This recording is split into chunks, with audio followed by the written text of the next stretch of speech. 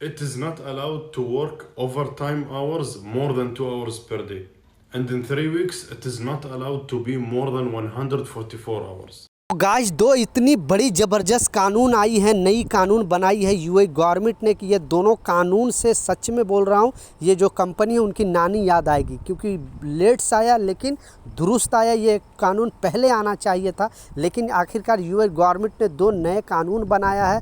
दोनों अपडेट के ऊपर आपसे बात करने वाला हूँ, बिल्कुल इग्नोर नहीं करना। एक वर्कर के नाते ये वीडियो ज़्यादा से ज़्यादा शेयर करना, ताकि उनको भी अपना राइट के बारे में पता चल सके। जैसे ही अपडेट मुझे पता चला, मैं सोचा आप लोग के साथ वीडियो शेयर कर दूं, क्योंकि जस्ट ये खलीफ टाइम्स में भी आया, गल्फ न्यूज़ में भी आया है।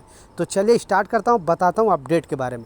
तो पहले जो शेख जी बोल रहे हैं उनकी बात कर लेता हूं, क्योंकि इनसे बहुत सारे लोग सवाल करते रहते हैं और जो कंपनी से रिलेटेड पूछते रहते हैं। कोई भी वर्कर अगर कमेंट करते हैं तो इनका जवाब ये देते हैं लॉ के हिसाब से, क्योंकि ये वहाँ के लोकल लोग हैं। तो इनसे सवाल किया गया, इनसे बताया गया। दूसरे जो एक वर्कर ने सवाल किया, कमेंट किया था कि हमारी कंपनी 10 घंटा, 12 घंटा, 13 घंटा ड्यूटी कराती है, मतलब सुबह लेके जाती है 5 बजे और लेके आती है 6 बजे, जबकि ट्रैवल में ज़्यादा टाइम जाता है। यानी आप दुबई में काम कर रहे हो, जाते हो अबू धाबी में, दुबई में रहते हो अबू धाबी में चले जाते हो, या फिर आप दूसरी जगह, तो मतलब ट्रैवल में 4-5 घंटा चला जाता है।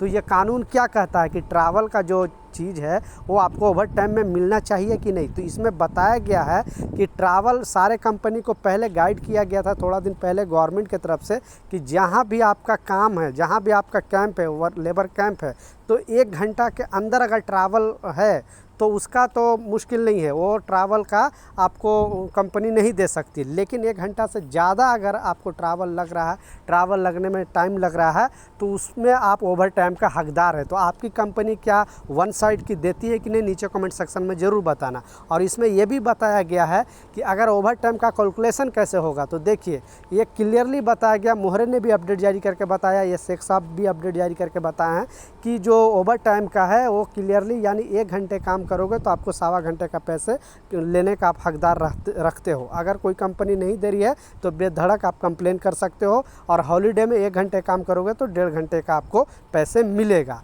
लेकिन सबसे इम्पोर्टेंट जो अपडेट है, 2 कानून आई है, उसके बारे में बात कर लेता हूं। जैसा मैं स्क्रीनशॉट पर लगा कर दिखाया, बहुत बड़ी अपडेट है।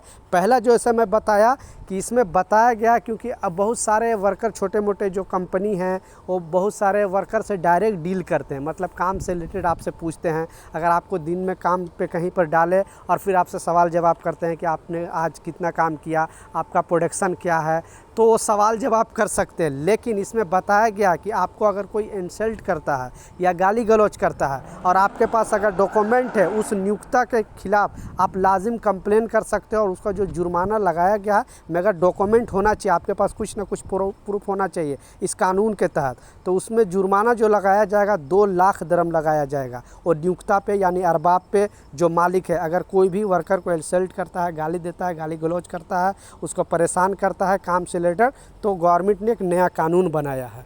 दूसरा जो नया कानून जो बनाया है, जैसा मैं स्क्रीनशॉट पर लगा के दिखा रहा हूँ, वो भी बहुत अजीब कानून है और बहुत बेहतरीन कानून है। बेसिकली वर्कर के लिए बहुत बड़ी अपडेट है, क्योंकि वर्कर वहाँ पे होता क्या है कि ऐसे बहुत सारे कंपनी अभी वर्कर के साथ गेम खेल रही है।